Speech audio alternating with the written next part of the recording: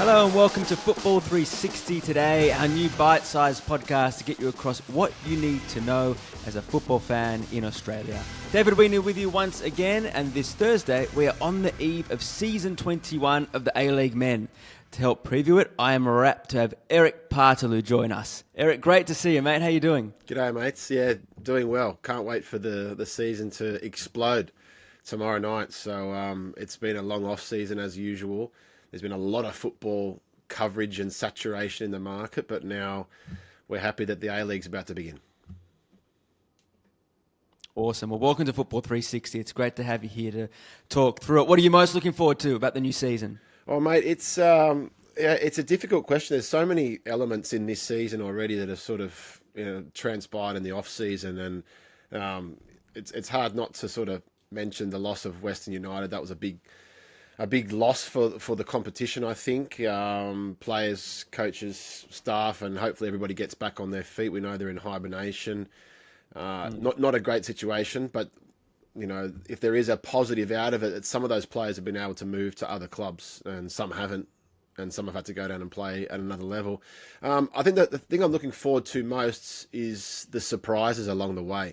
Last season, we were surprised by Auckland's campaign. I don't think anybody had scripted that. Apart from themselves, they were very confident behind closed doors with the squad that they built, and what they built across in New Zealand was just, it really lifted the competition. I want to see something similar this year. I want to see on the pitch another team surprise us. I want to see, is it Newcastle Jets? Is it Sydney FC? Is it somebody else that we haven't really thought about that comes and surprises us with a string of results or a couple of big victories early on? That's what I'm most looking forward to, is just that excitement of something new, somebody fresh coming into the competition. Okay, so who's in the best shape to do that, do you think? It's hard because as a football fan, you look at the signings, you look at the level of the players that some teams have recruited. But what I look at as an analyst is pretty much a whole range of those things. But I think MacArthur are in really good shape. They've been playing in the ACL too, and what that has done has given them, I think, although they lost the first game against Taipo, they went and beat Beijing Guan quite comfortably, was it 2 weeks ago. They look like their morale is up from playing in Asia. Very difficult to get that when you play in the elite, as we've seen with Melbourne City. Physically, I look at MacArthur's squad. They've got a lot of A-League experience, guys that just don't break their engines at all. Bratzi, Caceres, Uzcock, these guys have been playing for a long, long time in the competition. So I'm looking at them starting the season well, and I think match sharpness-wise, they've got a big month coming up. I think they could get their noses in front in the first couple of games. Their best finish to a season is 5th. I think they're going to go better than that this year. Interesting. Okay, other end of the spectrum, who's going to struggle? Oh, it's too easy to sit here and say the Central Coast Mariners because of what's happened and because they haven't recruited that many players. Was it James Donachie and Andrew Redmayne, the standouts, losing Mikael Docker? Have they got their striking force set for the season? They just lost 3-0 to Wellington Phoenix in a pre-season game. At half-time, it was 3-0 down on the weekend. Everybody wants them to fail, and I think what that should do, in my opinion, is galvanise that team, particularly early on. If they can get 3 or 4 good results at the start, it might carry them. I don't think the Mariners over the long term are going to be able to keep up with, if 3 or 4 of those guys get injured, suspended, I don't think they have the cattle to get through. So I'm tipping the Mariners to maybe struggle. The other one that might raise a few eyebrows is Perth. Perth have done everything possible known to man to try and get players across there and sort out their defences. Wooten, Sutton, Caltac, Birighetti, big signings for them. Tom Lawrence has come across now, an over-reliance still on Adam Taggart, but I'm interested to see, as always with Perth, if they start well at home, if they can, get those first couple of games that they have got at home and use it to their advantage. I hope they prove me wrong, but I think they could struggle. Okay. You mentioned a fair few players there that they've tried to get over. Who has recruited best going into the season? There's a few clubs. The first one, I think, that the obvious one is Sydney FC. Ufuk Talay, didn't make the finals last season. I think he knows he's got to have a big season. The club knows they've got to have a big season. Mm-hmm. But they're a very well balanced squad when you look at the players they have in their rotation. Tisserand, Campazuna, Piero, the Peruvian. And then you've got the Aussie contingent like Ocon in the midfield.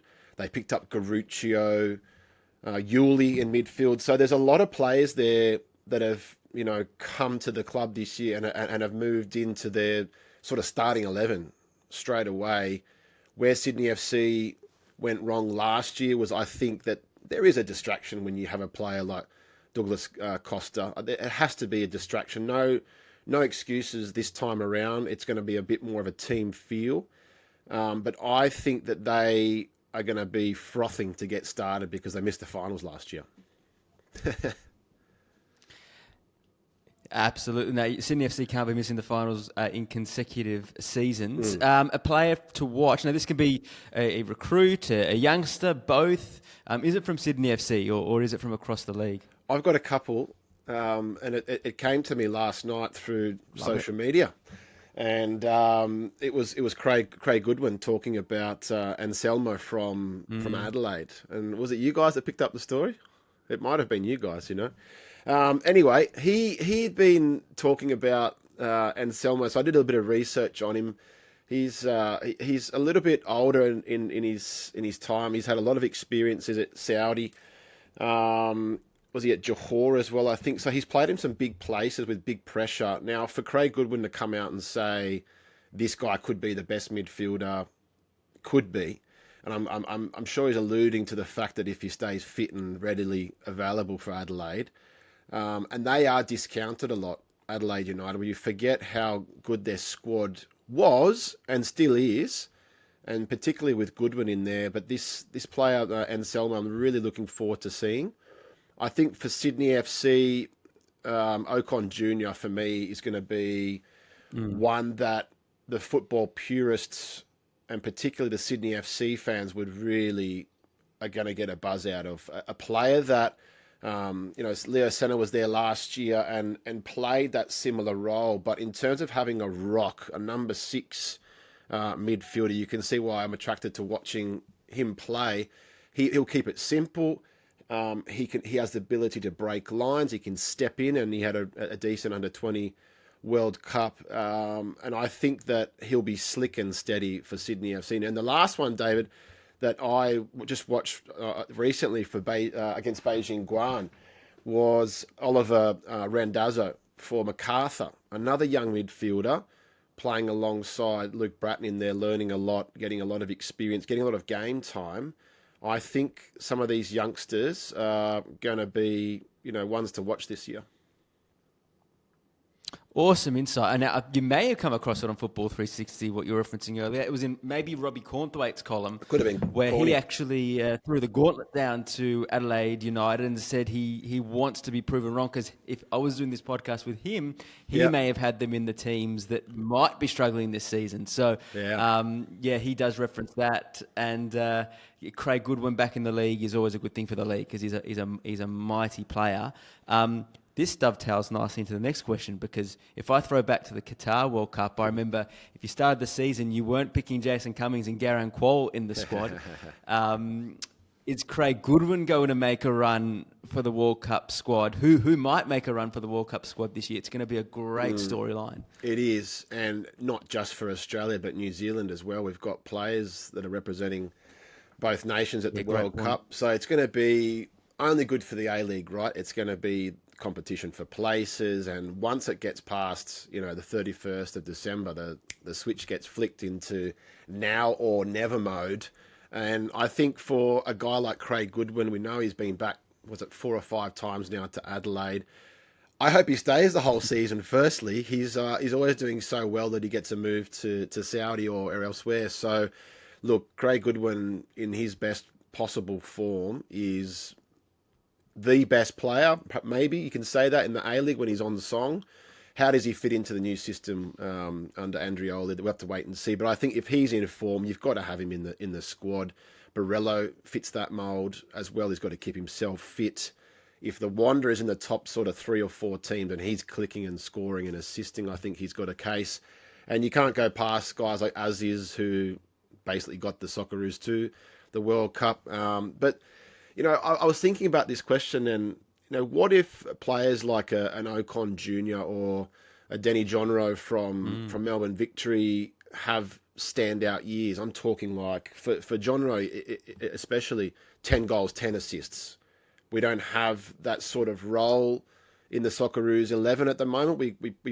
Popper plays a formation that's predominantly stacking the middle, not a lot of width. So do you even think about taking or worrying about wide players from the start? They're mostly going to be impact players. So I think, to answer your question, the goalkeeper, the defence is kind of sewn up. I think if Irvine's not fit, then they're still looking for maybe another midfielder in there. Can they get another player? There's plenty of bolters that could go, David, but I think the one I wanted to put in here is, think about this. If the Newcastle Jets have a great season under Millsy, and they do what everyone is predicting and finishing in the top 4, maybe going on to win it. It's a little bit premature to be, just because they won the cup doesn't always relate to constant form. I'd love to see an Eli Adams or a Clayton Taylor, who had amazing numbers last year. If they go and get themselves into double digits for both, does Tony Popovich get him on the plane? I can't wait to see. And as I said, no one would have thought of Jason Cummings or Garang Kuol last time. There you go. And we spoke about this a little bit on Wednesday's podcast, reviewing the Socceroos, that even though you'd think the trialling with Tony Popovich's side might be starting to end, we've still got to see the A-League guys get a crack, probably in at least one more window, maybe 2 more windows. So can't wait to see how that all plays out. Will one of those things be the story that defines 25-26? Will it be something else? What's your crystal ball Nostradamus prediction say? Obviously, we're disappointed that we've lost a football club in the pre-season. It's hard not to forget about it, and you kind of think, what's the story going to be? Will we hear more about that as the season goes on? Do we forget and move on?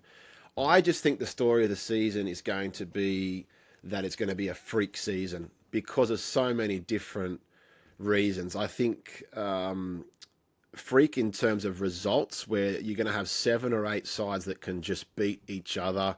We won't have a front runner like we had last season with Auckland running away with it, City making that late charge, and you can expect them to be right up there. But I think what you're going to see is a Brisbane Roar side that's completely changed, going and knocking teams off. You're going to see MacArthur having a consistent season. You're going to have the Newcastle Jets coming through.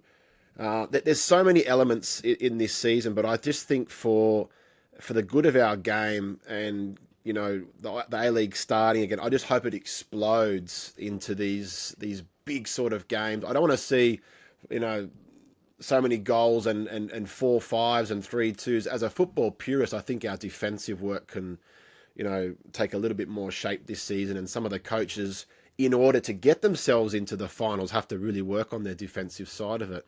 But I think that it's going to be an unpredictable season full of chaos. Awesome. Though the A-League always generally does throw that up, so we will see how it plays out. It's always exciting to watch. Now, you played in the halcyon days of the league, mate, and you did reference some of those more difficult aspects, and watching what happened to Western United over the off-season was very hard to watch for anyone that's a lover of the league. Yep. Where are we at now as a league, and what does success or progress look like for our competition in 2025-2026? Yeah, I think that it's great that we have the Australian Championship happening. The Australia Cup was a massive success this year. Almost had the fairy tale ending that we all wanted. I think football is in such a great place, but it's because of people like yourself, David, that have taken their own time to promote our game and put it front and centre. I feel there still is that disconnect between let's get all around it and generate all this interest and also government interest. I think we talk about clubs not surviving, new owners coming in, but there should be so much interest and involvement in the game from the government. There should be money pouring in from the success of our national teams, Matildas, Socceroos, our young under 20s, and everybody that's doing well at the moment. I feel we are still stuck in that little make or break situation, and it's almost like when the Socceroos or the Matildas play. If the Matildas didn't have the Asian Cup coming up, what would it look like? What would the girls' landscape look like? Has it got any better since the World Cup for them?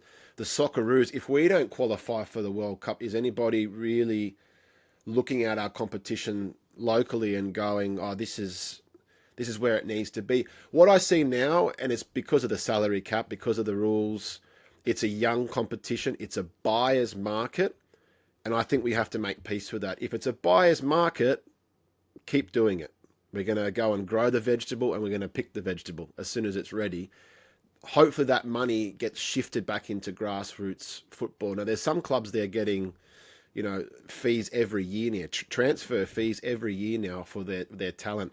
Adelaide's a great example of how they're running their football club with the talent that they have. They're trying to produce and get them in the first team early and then put the money in. But I feel as though the game on the pitch is in a great place. If you're a young kid, if you're an 18, 19-year-old in the NPL, or if you're in an academy space, or just training with the first team of the A-League, there's a genuine chance that in 12 months' time, like a Dylan Leonard, you could have an outstanding season and move to Schalke. There's the blueprint for every young footballer. What it does for us as a competition, I think it's making it attractive for everyone to look at from overseas. The only downside, and I'll finish with this, David, is that what it does do is, we lose our identity a little bit when little Johnny or Susie's watching the game and the number 10's playing and he's had a blinder of a start of the season, and in January he gets sold. With rugby league, with rugby union, with AFL, you watch your stars, they stay at the club for 10 years, 5 years, whatever it is. I love that we have this generation of footballers getting opportunities. We all wish we had more opportunities coming through. But in terms of creating an identity, I think we lose this every year now with the younger players that are so attractive for sponsors. They're so attractive. And imagine you had guys that could stay on $400,000 or $500,000 a year and be like, I'm staying here for a 5-year contract, rather than going, I've got to go to Europe to make that sort of money. So we are in a tricky space, but on the pitch, I'm loving the brightness, the enthusiasm, and just how youthful it is.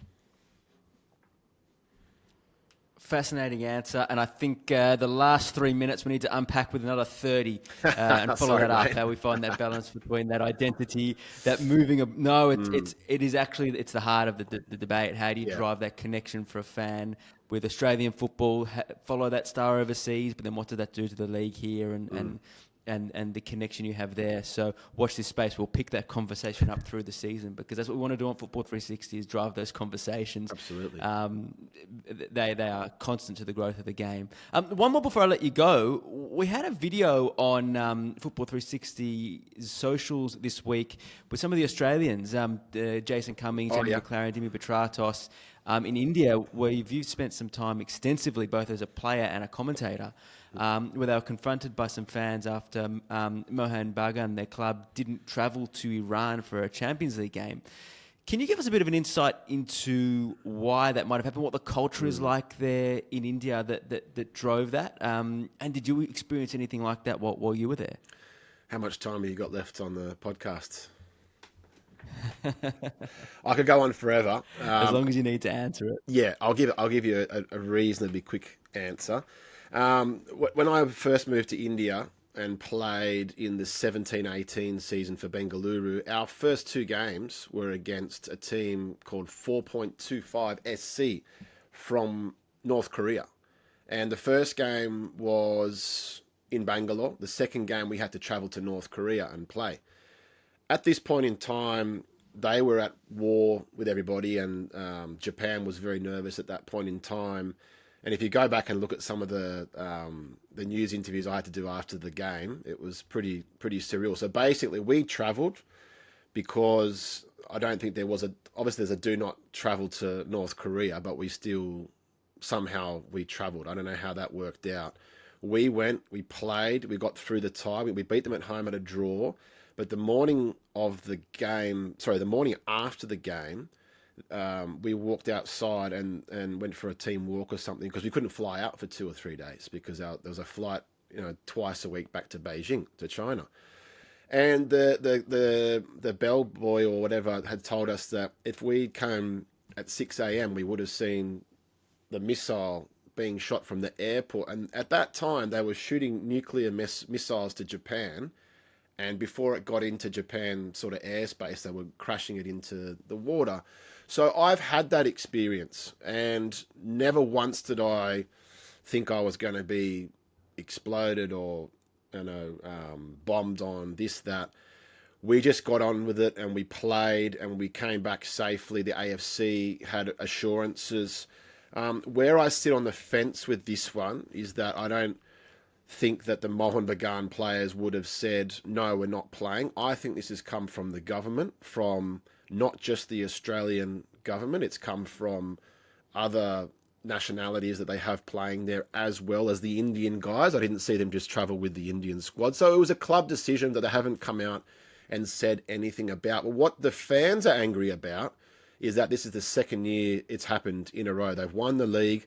They've got themselves automatic qualification, and they've had to go and play in Iran. Now, last year, this is where it gets really tricky. Last year, they said, no, we're not going. Everyone was happy with it.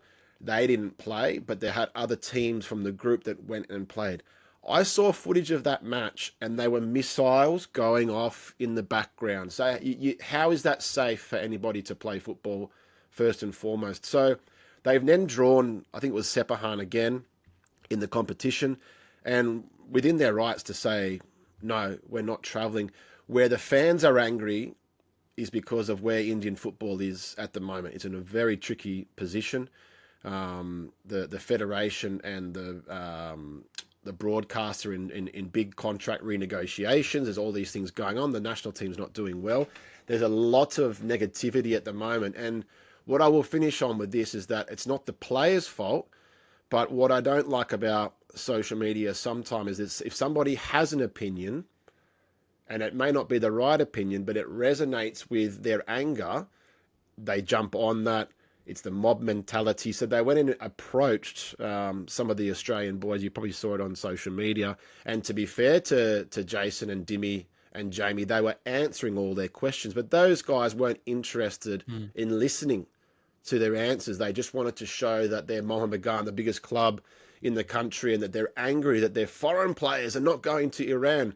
And I felt really sorry for them in that position. But everybody is in that headspace at the moment in Indian football. It's quite negative at the moment, but it's not black and white where it's the players' fault, it's the club's fault. If I was in that situation and I saw what happened in Iran last year and the way that it's escalated now, I would be putting my hand up and saying, I'm not interested to go and play there. I think they have the right to do so. Really interesting stuff, Eric. Thanks for sharing that insight. And look, again, I keep saying it this week because when you, at Football 360, we want to be talking about things that football fans in Australia might not get that expertise on, and you've played there extensively, so it's great to have your insight to explain the context behind something and make it a bit more, have a bit more meaning to it than just being a social media grab that we all move on from. So thanks for that insight, and we'll touch on that part of the world with you, hopefully regularly through the season. Yep. Thanks for joining us, mate. That was awesome. Thanks. Awesome. Well, I hope you've enjoyed our first week of podcasts here at Football 360. We've looked at the Australian Championship, the UEFA European qualifiers, the Socceroos, and now the A-League. A massive weekend of football is ahead of us, with club football resuming across the planet, layered with the Australian Championship and the A-League men here in our own backyard. We'll be across it here on football360.com.au. Don't forget, if you want these updates in your inbox, jump onto the website now and sign up for our newsletter. Thank you for listening. Have a great weekend. And until we next speak, enjoy your football.